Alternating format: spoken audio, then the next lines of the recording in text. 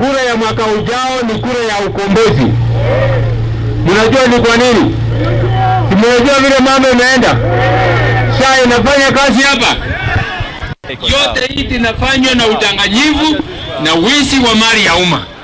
Tuliambua mafuta ya kwamba wataleta ile G, yaani kutoka ng'ambo wananunua kwa serikali, na wakileta kwetu tununue na serikali badala ya makampuni ya private. Kutoka ng'ambo wakaushiwa na makampuni ya serikali.